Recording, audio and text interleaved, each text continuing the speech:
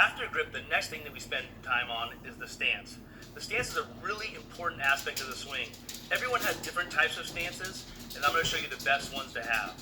So we're going to start from the ground up and get in our stance. The things that we want to see in a good stance is 50-50 balance. A lot of times we have hitters who are on their backside, they put their weight and they sit on their backside. We really want to be able to see that 50-50 balance. Starting with the feet, we really want to see our feet somewhat parallel. We don't really want to see duck feet. What I call duck feet would be your feet pointing out towards the catcher in the pitcher like this. We want the somewhat neutral, parallel stance. We can even have our feet in a little bit, what we call pigeon-toed, a little bit. This is okay. Also working with the feet, sometimes we have hitters who, like Rich here, is flat-footed in their stance, and they're 50-50. But sometimes we have hitters who like to have their heel up in their stance. If you have a hitter that likes to hit with their heel up, make sure that their weight is more balanced. A lot of times when we have hitters who have their heel up, when they do their heel up, they go a little bit higher, they'll have all their weight on their backside. So make sure if their heel is up, they get back to that 50-50 position. And again, that's probably the biggest mistake we see with hitters with their heels up, is they have their weight on their backside. As we move up his body, we want to make sure that the knees are inside the feet. And so if I was to draw a line straight from his knees, you would see that they were inside of his feet. If he has his weight back over his foot right here, you'll see that his back knee is over his foot. We don't want to see that. We really want to see those knees stay inside of our feet with that good 50-50 balance. As we move up, again, this is the things we want to see in the upper body. We want to see that good grip, loose shoulders and muscles. We want to see that the eyes, nose, and chin are in front of the belly button. If we were playing basketball or guarding someone in football, we would have this eyes, nose, and chin over the middle of our body. But for good posture, we want this eyes, nose, and chin in front of our belly button a little bit, creating this really good posture.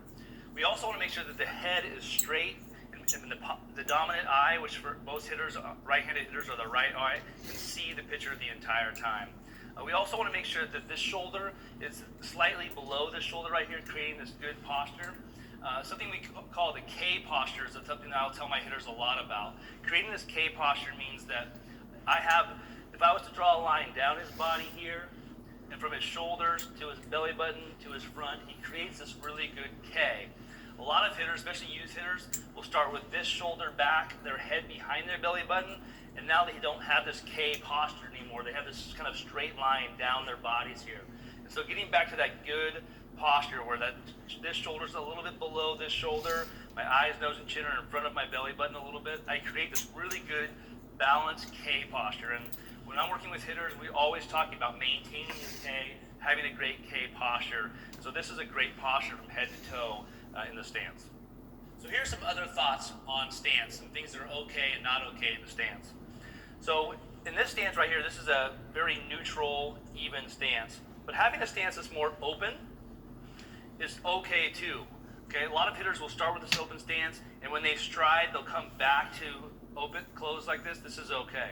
Same with having a little bit of a closed stance. We have some hitters that every once in a while will start a little bit closed.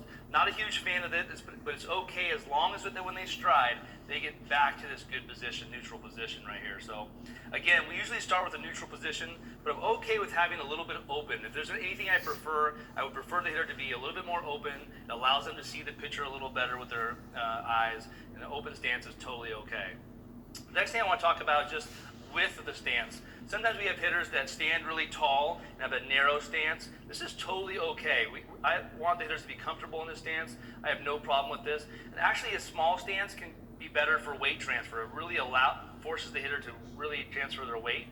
Alexa here has more of a medium stance, which is great too. It just means that she's going to have a medium stride. And then you're also going to have hitters, which I really only recommend for big hitters. If you are a big, strong hitter, it's okay to have this big stance, kind of this no stride, large stance. I would say that for most hitters, I would not recommend this stance. Really only for really large hitters that don't need any type of weight transfer going forward to get into the ball. And so for most hitters, I recommend either a narrow or a medium stance and a good weight transfer into their swing. And we're going to talk about that more in the load and stride process. But for right now, those are the three: small, medium, and large. The next thing I want to talk about is just the hand placement and the elbows. For most hitters, we like to have their hands kind of equal to their shoulders. But you're going to come across some hitters who might be a little bit higher And you might have some hitters that like to have their hands a little bit lower. For most hitters, elbow up and elbow down is a hot topic in hitting. I am totally okay with either one of those things. If you are a hitter that likes to have their elbow up, they're just going to have a different load process than someone who has their elbow down. Hitters that have their elbow down are just going to have an entirely different load process to their swing. So however they want to have their elbows up or down is totally okay with me. Let's go back to your stance and so if they're an elbow up person or elbow down, it doesn't matter. We want to kind of have these hands somewhere in this area. We don't want to be able to have our arms too far back, and we definitely don't want our hands too far forward. You'll see with Alexa here, she's got what I call a good L. She has a really good L with her front arm, and if her hands get too far away, you'll see she loses her L, and same thing with here, it kind of gets into a weird shape. So the next thing that we kind of use for our hitters as a cue is the knob of the bat. We want this knob to either be pointing vertical, straight down, or somewhat towards the catcher a little bit. If you have a hitter that their knob of the bat goes more towards the pitcher, it's going to take them a long time in their load to get to a good hitting position. And to add that extra time into our swing, especially when we get to the higher levels like college and pro, it makes it really difficult to make contact, even for younger hitters too. And so again, top to bottom, we want to be able to make sure we have this really good stance. Our hands are right here, elbow up or elbow down is perfectly fine, and that's a good stance right there.